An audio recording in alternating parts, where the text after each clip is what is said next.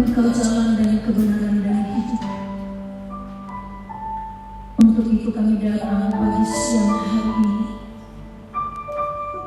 Kami mau duduk diam dekat di kaki-Mu. Kami ingin mendengar suara-Mu. Bapa, sebelum kami merenungkan sebagian dari firman-Mu, kami yakin dan percaya Engkau Tuhan, hadirat-Mu, kuasa Roh-Mu telah memenuhi hati, jiwa dan pikiran kami dan seluruh umat-Mu yang sedang mengikuti ibadah ini. Kami katakan Tuhan, kami tidak bosan, kami tidak jenuh, tetapi kami memiliki kekuatan yang baru, kerinduan dan cinta kasih yang baru kepada Tuhan mulai pagi siang hari ini. Bapa, urapi hamba-Mu, urapi kami semua Tuhan. Berikan kami telinga seorang murid yang mendengar firman Tuhan, hati seorang murid yang mau diajar oleh Engkau sendiri.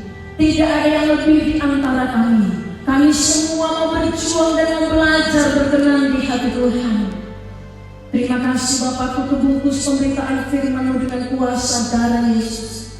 Bahkan rumah-rumah di mana umat-Mu beribadah pagi siang hari ini, dari tempat ini Tuhan kami bersepakat, Tuhan yang menguduskan, menyucikan, mentahirkan, hadirat Allah boleh hadir di tengah-tengah kami.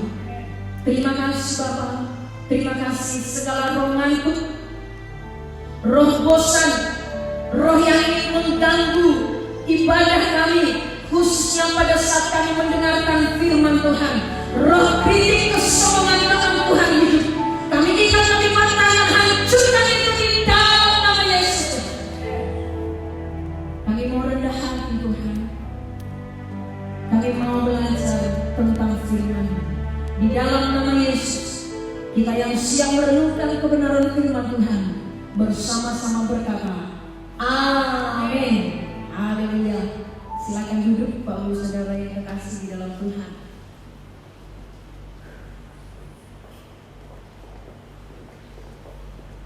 Di hari yang luar biasa ini, saya akan menyapa Bapak Ibu Saudara, jemaat Tuhan, jemaat Evan Tamrin, juga jemaat di Gereja Suri, di cabang-cabang yang sedang mengikuti live streaming ini. Semua karena kemurahan Tuhan, semua karena kasih Tuhan. Saya mau berkata kepada saudara, ini hari Minggu yang baru buat saya ya, begitu.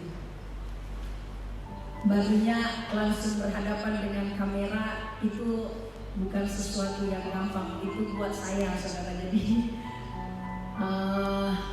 kita mau belajar bersama-sama. Saya tidak lebih dari Bapak Ibu Saudara, tetapi kalau kami dipercayakan hari ini melayani di gereja ini, melayani firman Tuhan, melayani sebagai pujian dan penyembahan kepada Tuhan, semua karena kasih Tuhan, bukan karena kuat dan hebat kita. Amin, Bapak Ibu Saudara. Jadi bagi Bapak Ibu yang tadi mungkin masih sibuk karena ini di rumah ada hal-hal yang bisa mengganggu kita, bisa anak-anak, ya, bagi ibu, ayo kita serius beribadah kepada Tuhan, amin. Jangan ibadah sambil masak gitu ya. Kalau ada yang masak tadi matikan dulu kompornya. Kita mau bersepakat bersama-sama beribadah, menghargai hadirat Tuhan, amin. Baik Bapak Saudara, di pagi hari yang indah ini kita akan membaca kebenaran firman Tuhan yang tertulis di dalam Keluaran 13.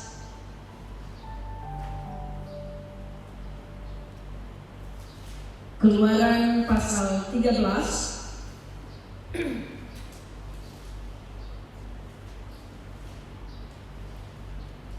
hanya 2 ayat saja. Ayatnya yang ke-17 dan 18. Keluaran 13 ayat 17 dan 18. Kita akan bersama-sama membacakannya. Berikutnya di sana Allah menuntun umatnya.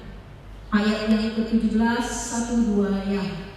Setelah Firaun membiarkan bangsa itu pergi, Allah tidak menuntun mereka melalui jalan ke negeri orang Filistin.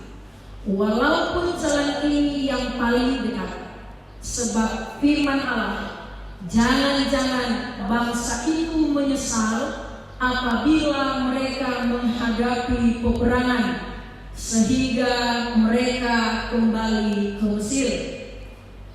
Tetapi Allah menuntun bangsa itu berputar melalui jalan di padang gurun menuju ke laut Teberau. Dengan siap sedia berperang berjalanlah orang Israel dari tanah Mesir.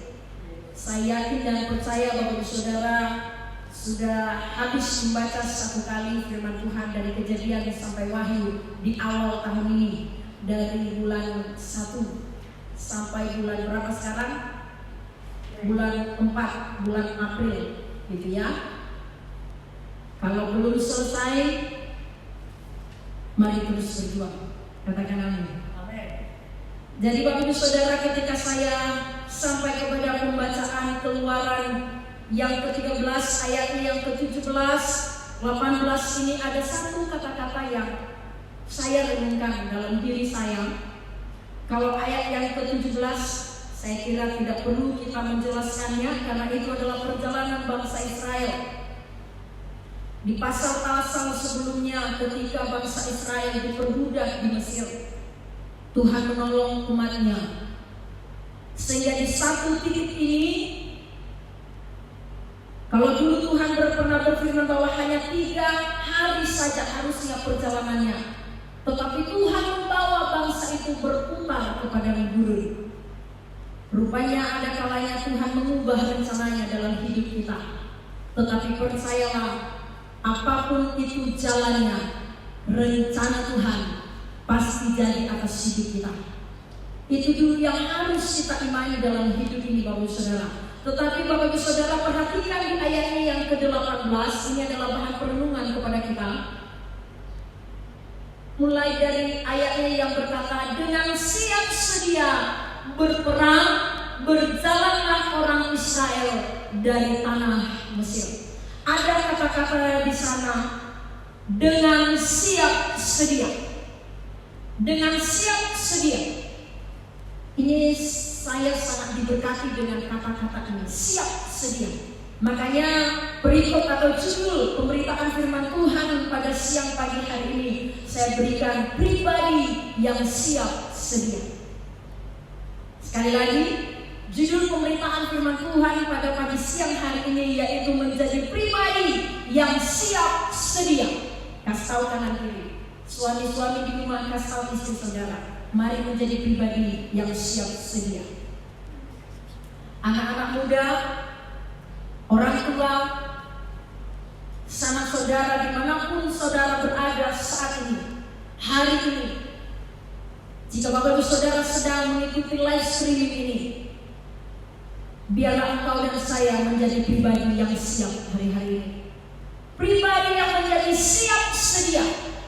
Masalahnya Bapak Ibu Saudara, atau pertanyaannya, kalau dulu bangsa Israel dikatakan mereka siap sedia untuk melakukan peperangan, tetapi di hari-hari ini kepada kita umat perjanjian baru tentu tidak mengalami peperangan yang dialami oleh bangsa Israel dahulu. Betul? Puji Tuhan, bangsa kita sudah merdeka, sehingga kita tidak mengalami peperangan memakai tombak bambu, saudara. Tetapi hari-hari ini kita dituntun untuk yang pertama, siap sedia dalam hal mengalami atau menghadapi peperangan rohani di akhir zaman. Engkau dan saya harus menjadi pribadi yang siap sedia. Yang pertama, menghadapi peperangan rohani di akhir zaman. Peperangannya berbeda Bapak Ibu Saudara. Kalau dulu daging dengan daging, orang dengan orang, bangsa dengan bangsa. Tetapi sesuai dengan firman Tuhan yang sering Bapak Gembala di tempat ini sampaikan, Efesus 6 ayat 12, di sana nyata peperangan perjanjian baru, bahwa perlawanan kita bukan melawan darah dan daging, tetapi perjuangan kita melawan apa Bapak Ibu Saudara?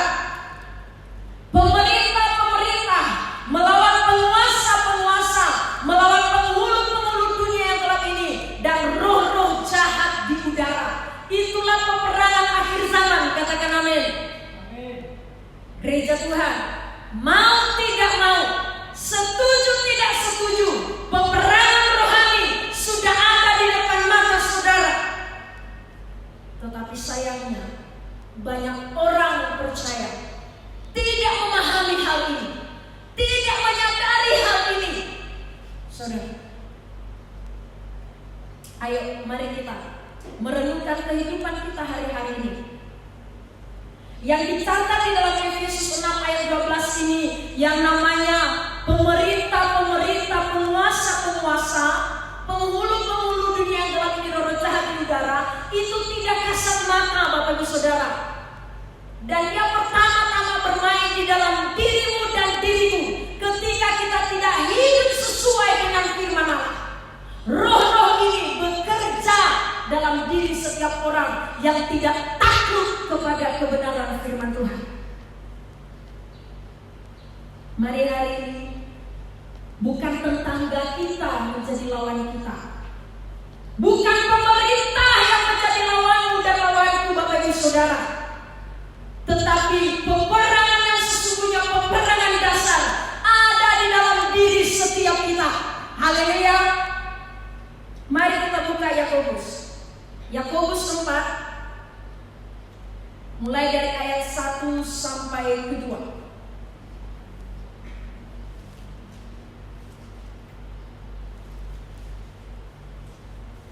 Sudah dapat Bapak Ibu Saudara?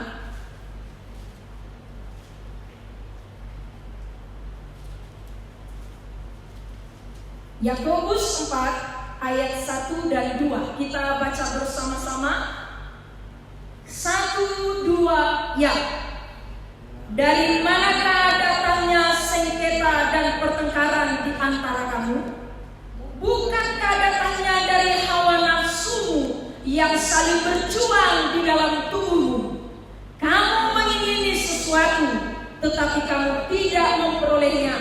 Lalu kamu membunuh. Kamu iri hati, tetapi kamu tidak mencapai tujuanmu. Lalu kamu bertengkar dan kamu berkelahi. Kamu tidak memperoleh apa-apa karena kamu tidak berdoa. Ada di sana, perhatikan kata-kata, dikatakan apa Bapak Saudara? Bukankah datangnya dari hawa nafsu yang saling berjuang di dalam tubuhmu? Itu berbicara pribadi lepas pribadi, katakan amin. Itu berbicara engkau dan saya, haleluya.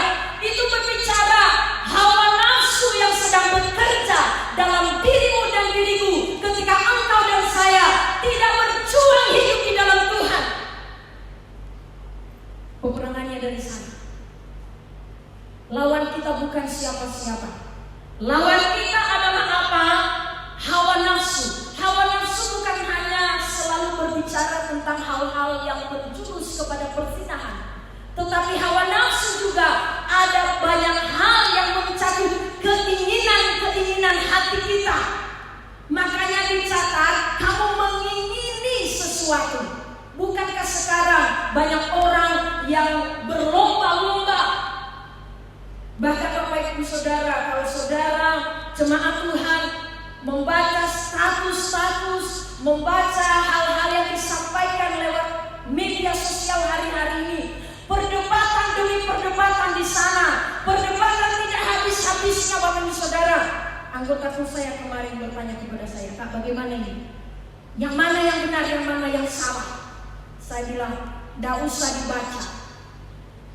Kalau imanmu Bapak Ibu Saudara tidak kuat menghadapi goncangan yang tertulis di medsos hari-hari ini, lebih baik tidak usah baca. Lebih baik tidak usah berkomentar, karena engkau dan saya bisa terhamili. Tetapi kalau Bapak Ibu Saudara mau tahu seperti apa, si A ngomong apa, si B ngomong apa, jangan sampai engkau dan saya terguncang. Makanya hati-hati Bapak Ibu Saudara. Menggunakan media sosial hari-hari ini, saya mau berkata kepada saudara, hati-hati. Jangan sampai pengetahuan kita mengguncang iman orang lain. Jangan sampai pengetahuan kita kepada kebenaran firman Tuhan mengguncang iman jemaat yang tidak tahu apa-apa. Mari belajar.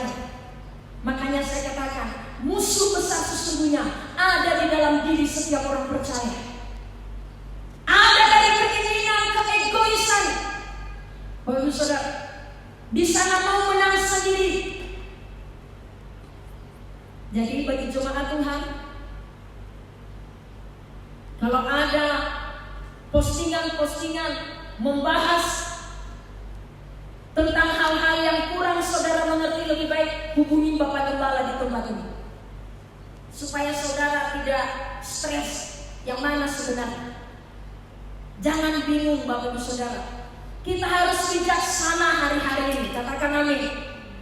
Karena kenapa Bapak Ibu Saudara? Kalau kita tidak menguasai diri akan hal ini, ayo kita naik ke ayat di atasnya, yang ada di Yakobus 3, mulai dari yang ke-13. Kita belajar bersama-sama. Paling tidak kita tahu ciri-cirinya, yang berasal dari dunia atau yang berasal dari atas hikmatnya. Kemarin pada saat kami doa di Menara Doa, kami membahas sebagian tentang ayat ini. Hikmat yang dari atas. 13. Siapakah di antara kamu yang bijak dan berbudi? Baiklah ia dengan cara hidup yang baik, menyatakan perbuatannya oleh hikmat yang lahir dari kelemah lembutan. Jika kamu menaruh perasaan iri hati dan kamu mementingkan diri sendiri, jangan kamu memegahkan diri dan janganlah berdusta melawan kebenaran. Itu bukan hikmat yang datang dari atas, tetapi dari dunia, dari nafsu manusia, dari setan-setan. Sebab di mana ada iri hati dan mementingkan diri sendiri, di situ ada kekacauan dan segala macam perbuatan jahat. Jadi Bapak Saudara, jemaat Tuhan, hamba-hamba Tuhan, kalau ada postingan-postingan, siapapun yang memposting di medsos, di media sosial saudara, di Instagram, di FB itu, pelajari ciri khasnya. Kalau sudah mengarah kekacauan di sana, kalau sudah mengarahkan memfitnah di sana, mengata-ngatai, stop, jangan ikut lagi. Kita harus membatasi diri kita. Katakan amin. Karena kalau kita mengikuti itu, kita baca yang satu berkomentar ini, yang satu berkomentar itu, lama-lama hang otak kita. Karena kenapa? Manusia mencoba mempelajari Allah yang maha mulia dan kudus itu terbatas, saudara. Haleluya. Mari pelajari ini baik-baik. Pelajari ciri khasnya. Karena kenapa? Di sana ada iri hati. Ini orang memposting ini karena murni, karena kita nanti akan belajar bersama-sama. Ada jauh perbedaannya ketika seseorang menyampaikan hikmat yang dia miliki berasal dari atas, itu sangat berbeda, saudara. Tidak mengundang kekacauan, katakan amin. Tidak membuat rusuh. Hikmat yang dari dunia, hikmat yang dari pikiran yang belum dikuduskan oleh darah Yesus, hikmat yang berasal dari hawa nafsu itu, catat baik-baik. Kita tidak boleh menganggap enteng ini. Di ayat yang 15 dikatakan apa? Itu bukanlah hikmat yang datang dari atas, tetapi dari dunia, dari nafsu manusia, berkaitan dengan ayat yang tadi, Bapak Ibu Saudara, dan ditambahkan dengan dari setan-setan. Ini tidak main-main. Ada kuasa roh jahat yang bekerja di balik ini. Jadi kalau segala sesuatu yang kita tampilkan mengandung kerusuhan, membuat orang lain tersandung, jangan-jangan ada dari setan-setan di sana. Kita berdoa bersama-sama.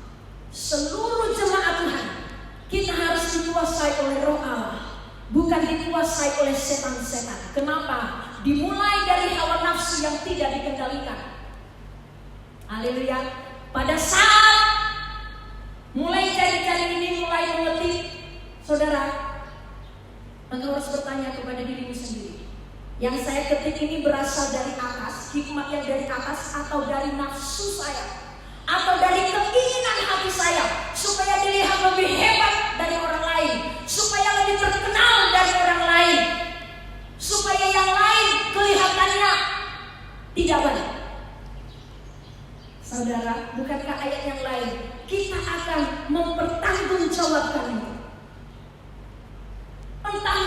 itu baik atau buruk, suatu kelak kita akan menghadap pengadilan Kristus. Engkau dan saya bisa memanipulasi orang dengan kata-kata indahkah itu, dengan berpuisikah di sana. Tetapi Tuhan tahu hati saudara. Tuhan tahu hati saya. Dia tahu niat kita. Haleluya. Jadi itu ciri khasnya. Kalau ada di sana rusuh, stop. Tidak usah lagi dilanjutkan. Biarkan saudara. Lebih baik selamatkan dulu diri kita. Haleluya. Tetapi kalau sesuatu itu dari Tuhan, paling tidak ada ciri khasnya. Begitu. Kita lanjut membacanya. Di ayat yang ke-17, tetapi hikmat yang dari atas adalah pertama-tama murni. Katakan murni. Engkau dan saya harus hidup di dalam kemurnian kepada Tuhan. Murni, hati ini murni. Murni itu asli, betul ya saudara? Tidak ada campurannya, itu murni. Artinya kalau kita berbicara, biarlah kita berbicara sebagai orang menyampaikan firman Tuhan, bukan untuk menyudutkan. Katakan amin. Bapak Ibu Saudara, hari-hari ini sudahkah kau dan saya memiliki hati yang murni? Bapak-bapak, sudahkah kau memiliki hati yang murni? Kita sebagai ibu-ibu rumah tangga, sudahkah kita memiliki hati yang murni di hadapan Tuhan? Kalau belum, mari berjuang bersama-sama. Tuhan masih nempel nih Tuhan, ada satu titik noda di sini. Mari berjuang Bapak Ibu Saudara. Hari-hari ini adalah hidup berjuang. Itu adalah peperangan kita. Dan itu hanya peperangan dasar saudara. Ini masih mencakup hidup kita. Haleluya. Lalu selanjutnya apa ciri khasnya kalau itu dari atas? Hikmat yang dari atas itu dikatakan apa lagi Bapak Ibu Saudara? Selanjutnya pendamai. Nah ini dia, membawa damai. Hal-hal yang kita posting membawa damai. Hal-hal yang kita sampaikan membawa damai. Katakan amin. Bukankah khotbah Yesus di atas bukit dan dia berkata, berbahagialah orang-orang yang membawa damai, karena mereka adalah anak-anak Allah. Haleluya. Mari bawa damai. Anak-anak, bawa damai dalam kehidupan keluarga. Bapak-bapak, bawa damai dalam kehidupan keluarga kita. Ibu-ibu, mari bawa damai di tengah-tengah keluarga kita. Katakan amin. Jangan bawa hal yang lain. Selanjutnya apa ciri khasnya Bapak Ibu Saudara? Dikatakan apa? Peramah. Nah, peramah. Rendah hati. Ini berkaitan dengan rendah hati, ya. Tentu peramah ini Bapak Ibu Saudara berkaitan dengan karakter masing-masing kita, ya. Jadi nanti ada kalanya juga dikatakan dia mah nggak peramah, diam-diam aja dia. Nah, biarlah ini ukurannya Tuhan saja. Karena ada juga yang orang yang ramah tetapi hatinya lain. Makanya tidak bisa diukur itu dengan kasat mata. Hanya Roh Tuhan yang bisa menilai itu. Haleluya. Tetapi dicatat di sana ramah. Lalu setelah itu apa? Penurut. Penurut tentu penurut kepada kebenaran. Penurut, bukan pembangkang.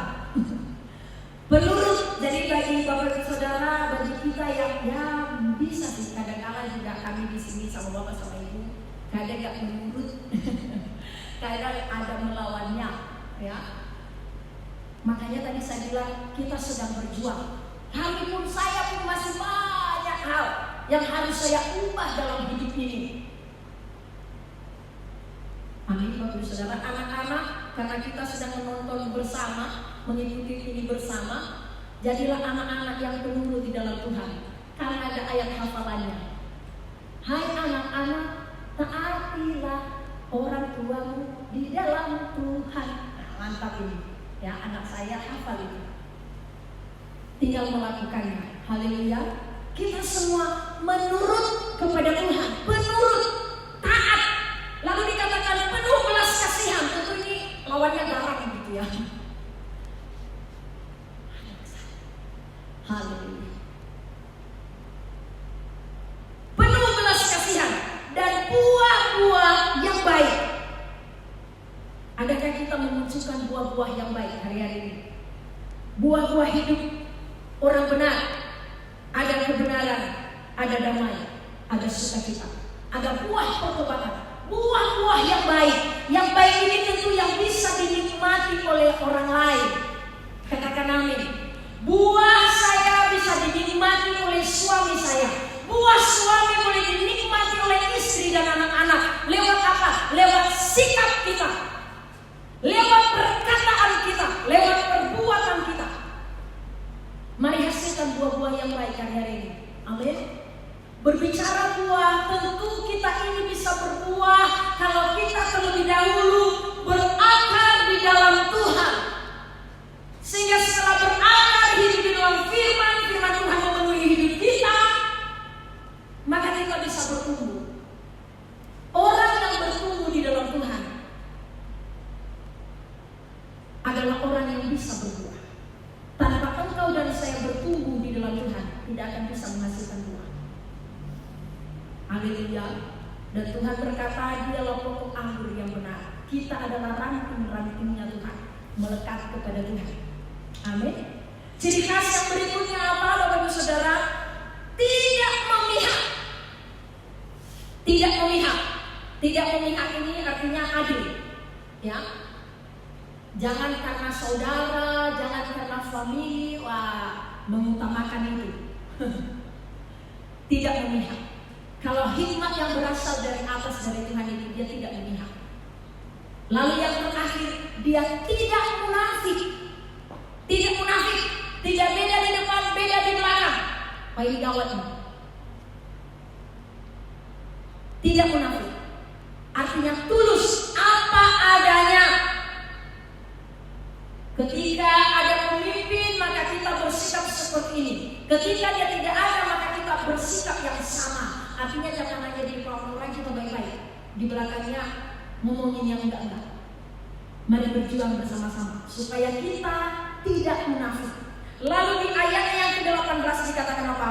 Dan buah yang terdiri dari kebenaran. Ingat ini, buah yang terdiri dari kebenaran. Bukan buah yang dimunculin dari dunia tadi, tetapi dari kebenaran dari firman Tuhan. Ditaburkan dalam damai untuk mereka yang mengadakan damai. Ada tugas di sana, Bapak Ibu Saudara. Kita orang-orang yang mengadakan damai. Gereja Tuhan harus mengadakan damai di kota ini. Katakan amin. Gereja Tuhan, anak-anak Tuhan harus mengadakan damai di bangsa ini. Kalau hari-hari ini gereja Tuhan menyerukan, damailah Indonesiaku, damailah bangsaku. Hendaklah juga yang kita lakukan, yang kita perkatakan, yang kita share hari-hari ini membawa damai. Katakan amin. Ini adalah peperangan. Jadi peperangan menjadi pribadi yang siap sedia. Yang pertama, menghadapi peperangan rohani di akhir zaman. Itu dimulai memerangi diri sendiri, memerangi hal-hal yang belum benar, memerangi keinginan-keinginan kita yang belum sesuai dengan firman Tuhan. Itulah peperangan sesungguhnya. Yang kedua, Bapak Ibu Saudara, harus dalam keadaan apa kita menjadi pribadi yang siap sedia. Saya catat di sini, siap sedia dalam menghadapi masa-masa sulit. Masa-masa sulit atau masa-masa yang sukar. Masa-masa yang penuh tantangan. Kelemahan bangsa Israel, berulang kali saya mencoba merenungkannya, saudara. Yaitu mereka tidak siap sedia. Mereka tidak siap ketika menghadapi tantangan. Ketika menghadapi masa-masa sulit, masa-masa sukar, maka mereka salah bertindak. Mulai di sana apa? Bersungut-sungut. Kenapa ada persungutan? Karena tidak siap mengalami kondisi itu. Kalau Bapak Ibu Saudara, semua kita, hampir semua mengalami masa-masa sulit hari-hari ini. ekonomi mungkin mulai sulit, masa-masa yang sukar, pendapatan rumah tangga pasti mengalami hal guncangan, saudara. Tetapi engkau dan saya harus siap menghadapi masa-masa ini. Siap seperti apa sikapnya untuk menghadapi masa-masa sulit ini? Kita buka di dalam 1 Korintus 16 ayat 13 dan 14. 1 Korintus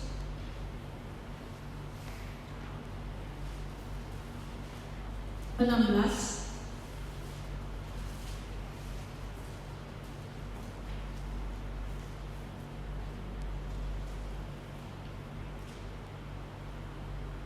ayat 13 dan 14. Dikatakan apa? Berjaga-jagalah, berdirilah dengan teguh dalam iman, bersikaplah sebagai laki-laki dan tetap kuat, lakukanlah segala pekerjaanmu di dalam kasih. Ini sikap yang benar dalam menghadapi masa-masa sulit hari-hari ini, masa-masa yang sukar. Mari Bapak Ibu Saudara, engkau dan saya harus berjaga-jaga. Dikatakan berdiri dengan teguh di dalam iman, berdiri dengan teguh di dalam iman, bersikaplah sebagai laki-laki. Ini dicatat di sini, bersikaplah sebagai laki-laki, bukan perempuan. Karena kenapa? Pada dasarnya beda sifatnya, Bapak Saudara. Kami perempuan ini banyaknya apa? Nangis, ya, terbawa suasana apa-apa nangis. Sukacita aja bisa nangis, apalagi kalau menderita, nangisnya lain. Haleluya. Ya, kalau saya pada hari Minggu biasanya saya bisa melihat senyuman dari ibu-ibu. Sekarang Bapak Ibu Saudara hanya melihat senyuman saya nggak bisa melihat senyum saudara. Dikatakan di sana, berdirilah teguh di dalam iman, berdirilah sebagai laki-laki, sikap gitu, siap, gitu. Jangan sedikit mengalami kesusahan ini, langsung itu tidak bisa lagi berdoa. Kalau ada yang mengalami hal itu hari-hari ini, mari bertobat, amin. Kuatkan dan teguhkan imanmu di dalam Tuhan. Kenapa kadang-kala sering kita memble di dalam Tuhan atau tidak punya kekuatan iman? Karena engkau kurang firman. Ketika masalah ada, bukankah semuanya ada ayat-ayat penyangkal hidup ini? Bukankah berkata Tuhan berfirman, percobaan-percobaan yang akan alami adalah percobaan-percobaan biasa yang tidak melebihi kekuatanmu. Amin. Haleluya. Yang duduk bersebelahan di rumah-rumah katakan, masalahmu dan masalahku biasa aja. Bila gak usah perbesar-perbesar, Tuhan kita lebih besar. Amin. Tuhan dan Tuhanku lebih besar dari masalah yang engkau alami. Kalau ada di tengah-tengah Bapak Ibu Saudara yang sedang beribadah bersama-sama, masa-masa sukar, masa-masa sulit yang diakibatkan oleh keadaan yang terjadi, pandemi hari-hari ini. Mungkin engkau kehilangan sahabat saudara, engkau di dalam keadaan berkabung, dengar firman Tuhan hari ini. Berdirilah teguh di dalam iman. Tuhan punya rencana atas hidupmu, atas hidupku. Amin. Jadilah kuat, jadilah kuat. Pada saat jiwa kita lemah, pada saat hati ini mulai lemah, saya sering mempraktikkan, jadilah kuat di dalam Tuhan, jadilah kuat di dalam Tuhan. Jangan ketika sudah mengingat orang yang sudah tiada, lalu engkau mengurung diri di kamar, engkau menangis, gak akan membawa apa-apa, saudara. Haleluya. Ada satu tokoh di dalam Alkitab yang boleh kita belajar dari hidupnya, yaitu seorang Ayub. Penderitaan yang dialami oleh Ayub sampai umur segini, saya tidak pernah mendengar ada orang yang mengalami hal yang sama. di dalam satu hari, di dalam masa yang sama, semuanya hilang, ludes, des. Dan itu semua belahan jiwanya diambil oleh Tuhan. Hilang seketika. Tetapi baca di dalam ayat 1, ayat yang ke-20. Kita baca Ayub 1 ayat yang 20. Maka berdirilah Ayub, lalu mengoyak jubahnya dan mencukur kepalanya, kemudian sujudlah ia dan menyembah. Katakan amin. Pada saat harta bendanya hilang lenyap, pada saat anak-anaknya mati dipanggil oleh Tuhan meninggal pada waktu yang sama, Ayub sikapnya apa Bapak Ibu Saudara? Maka berdirilah Ayub, dia mengoyakkan jubahnya, penyangkalan diri. Ketika engkau dan saya diizinkan Tuhan di masa-masa yang sukar, engkau kehilangan banyak hal hari-hari ini. Dengar, apa yang engkau dan saya alami sudah terlebih dahulu dialami oleh orang-orang yang dipakai oleh Tuhan dalam tokoh-tokoh Alkitab. Mereka tidak meninggalkan Tuhan. Lalu dikatakan apa? Dan mencukur kepalanya.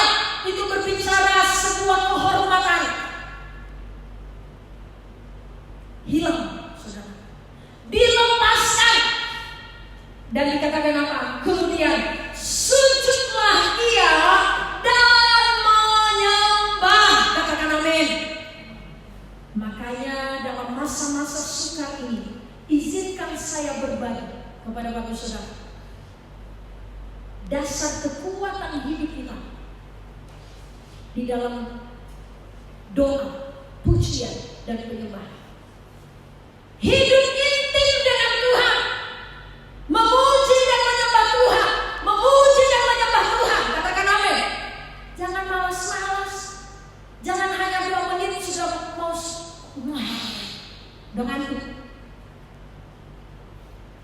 Ada kalanya hari-hari ini saya live ketika saya memuji menyembah Tuhan di menara doa. Karena saya rindu, khususnya anggota-anggota saya, Bapak Ibu Saudara, boleh bersama-sama. Paling tidak saya ingatkan bahwa perlu memuji menyembah Tuhan. Itu pun kadang malu-malu juga membagikannya. Tapi ayo, mari belajar bersama-sama. Cintai memuji dan menyembah Tuhan.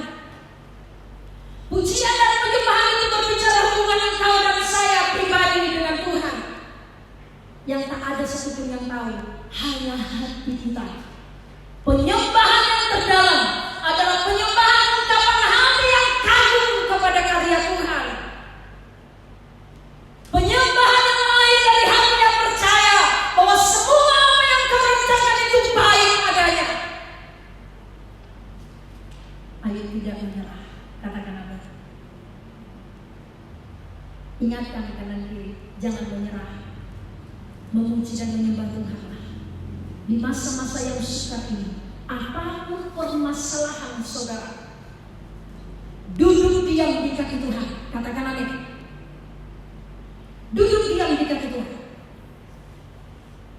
Ada satu pribadi yang berkenan di hati Tuhan, Daud. Orang yang suka memuji dan menyembah Tuhan. Makanya dicatat di Mazmur 131. Itu hanya 3 ayat Bapak Ibu Saudara. Tetapi mulai dari ayat 2 itu, dia tenangkan jiwanya. Mazmur 131 ayat 2-nya dikatakan apa? Sesungguhnya aku telah menenangkan dan mendiamkan jiwaku. Menenangkan dan mendiamkan jiwaku.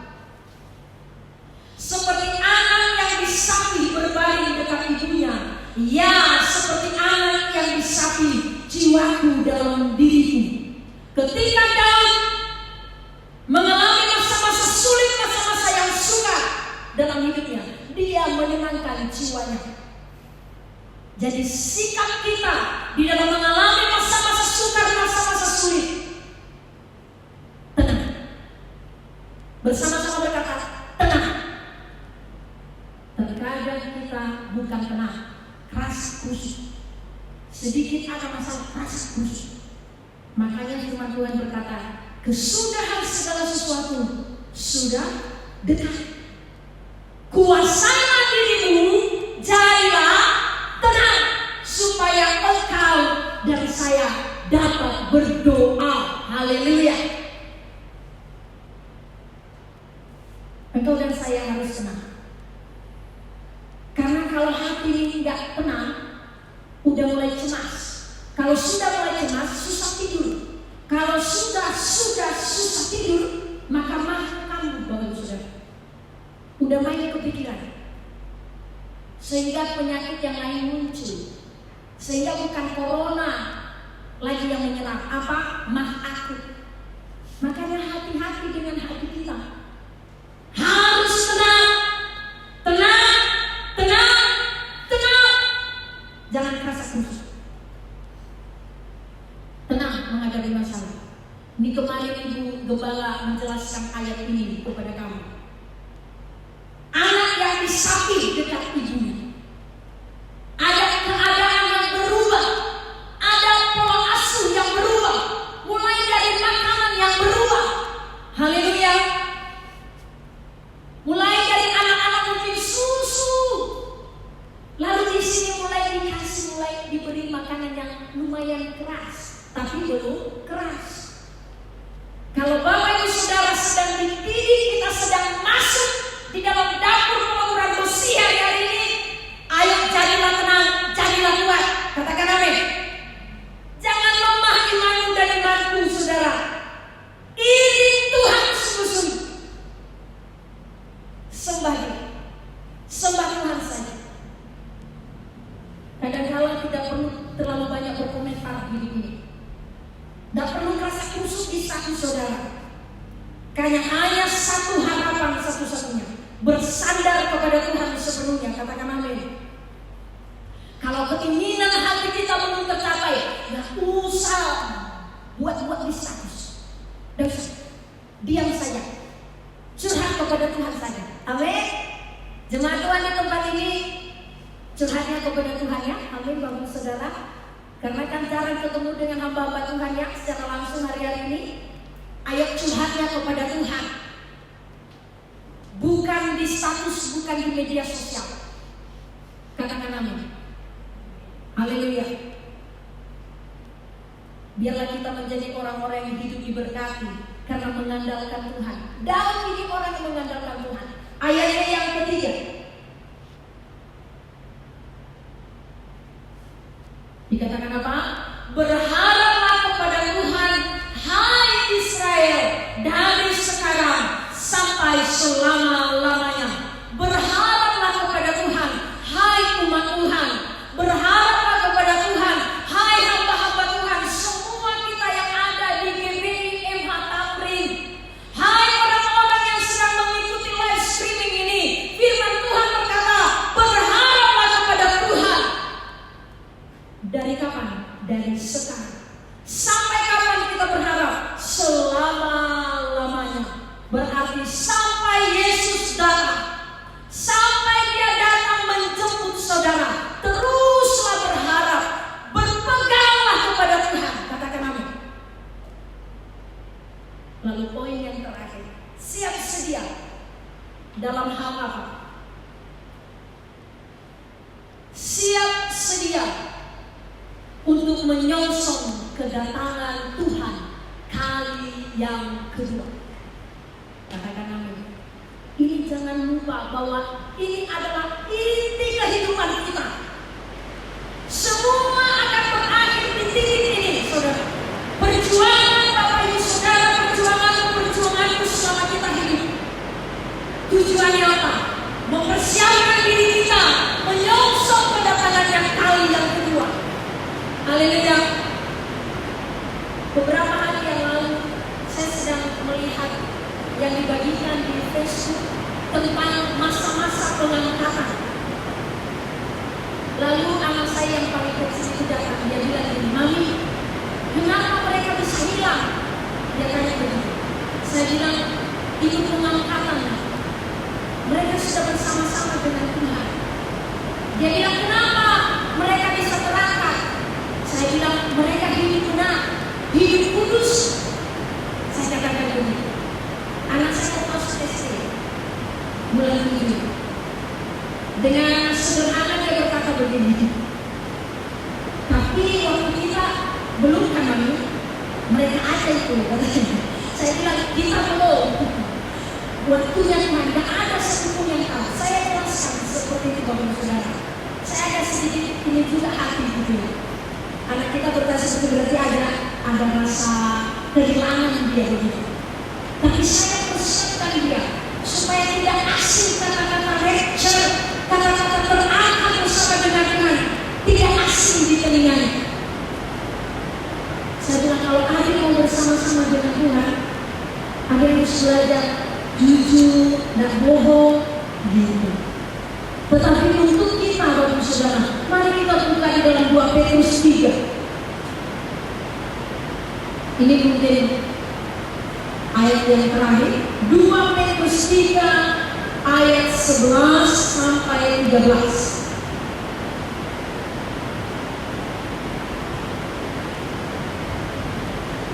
Kita baca bersama-sama, 1, 2, ya. Jadi jika segala sesuatu ini akan hancur secara demikian, betapa suci dan salehnya kamu harus hidup, yaitu kamu yang menantikan dan mempercepat kedatangan hari Allah.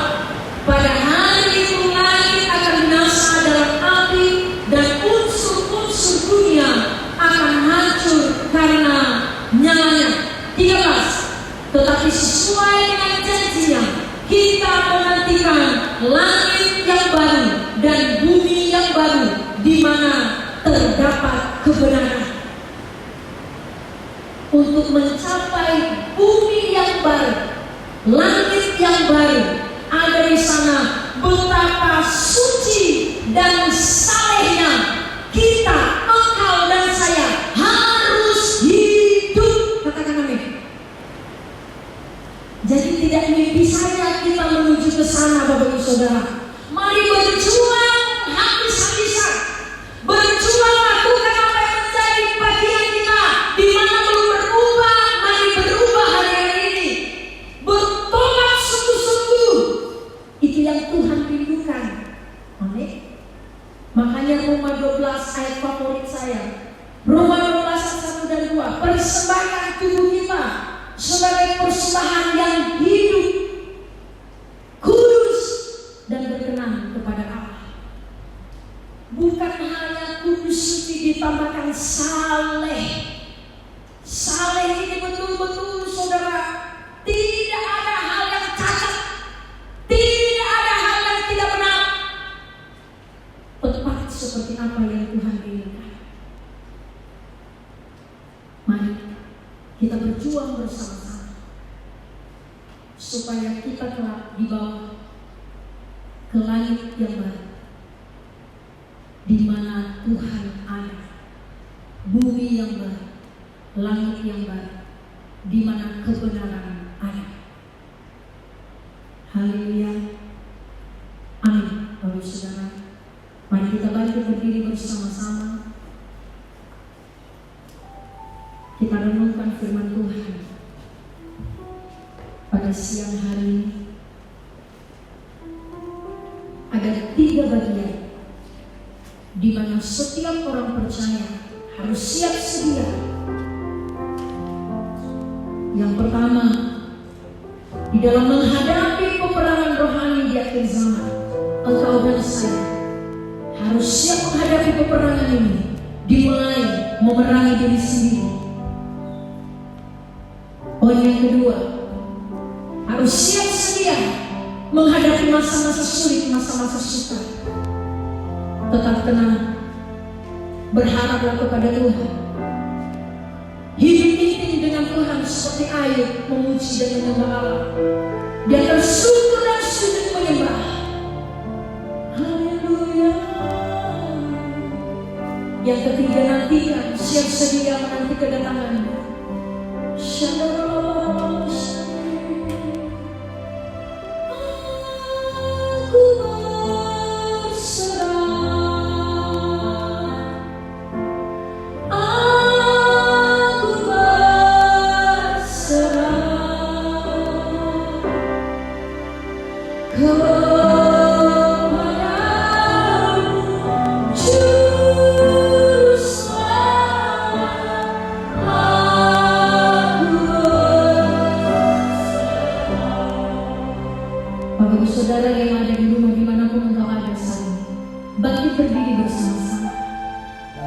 ketika dia menjamah saudara.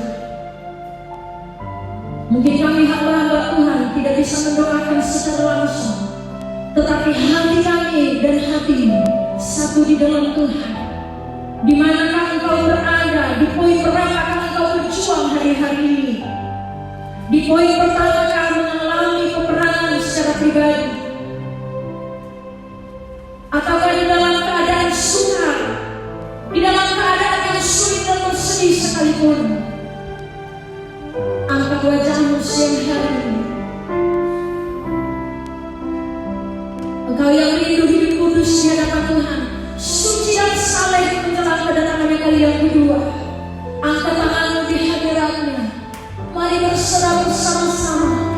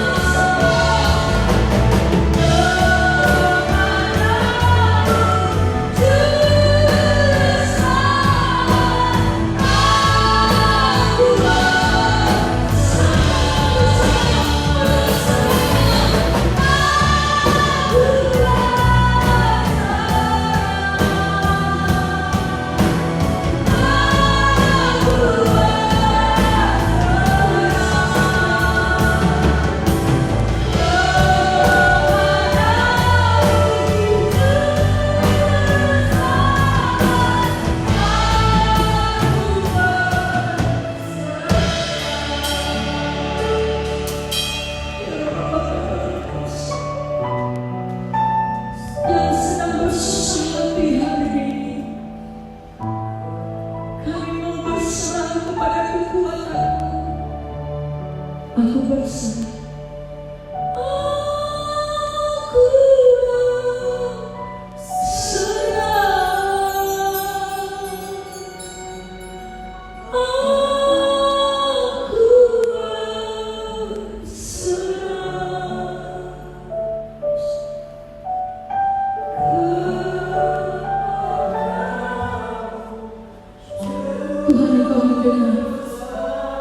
Dari manapun umatmu menaikkan pujian ini, kami mau berserah kepada Tuhan. Seluruh keadaan dan kondisi yang kami alami, Tuhan ambil alih. Mulai saat ini, kuatkan kami Tuhan. Hiburkan yang susah, sembuhkan yang sakit ya Bapa.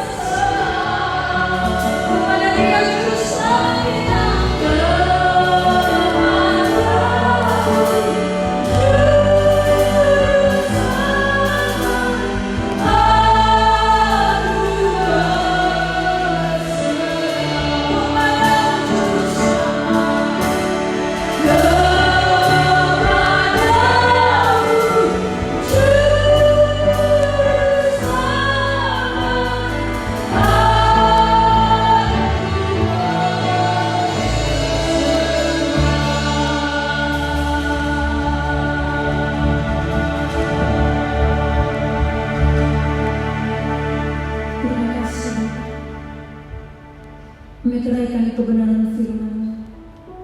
Hamba-Mu telah selesai berbicara, tetapi hamba-Mu berdoa, biar Roh-Mu terus berbicara di hati setiap kami, di hidup kami, sampai kami menjadi segambar dan serupa dengan Engkau. Teruslah berkarya Roh Kudus dalam kehidupan umat-Mu sepanjang 1 minggu ini. Kami serahkan ke dalam tangan-Mu. Perlindungan kuasa darah-Mu itu sempurna atas kami, dan kami katakan segala roh maut, dunia orang maut, mara bahaya, kecelakaan dalam bentuk apapun mereka bekerja, roh jahat, mulut-mulut yang kami roh jahat di dalam mulut-mulut dunia yang kami ikat dan kami patahkan, hancurkan, kami bakar dengan nyawa yang menghembuskan dalam nama Yesus. Kami aman di dalam Tuhan. Terima kasih. Di dalam nama Yesus kami berdoa dan bersyukur. Haleluya.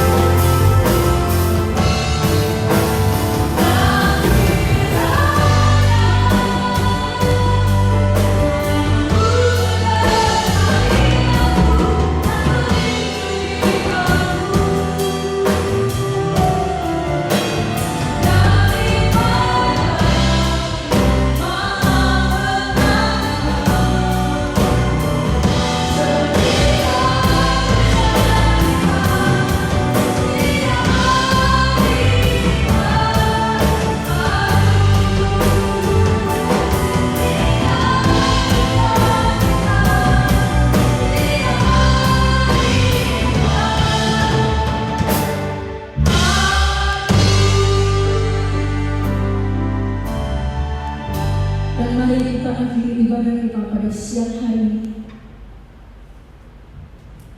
Bagi hamba-hamba Tuhan, umat-umat Tuhan dimanapun saudara, saat ini angkat tanganmu, arahkan ke surga. Mari kita pulang membawa berkat.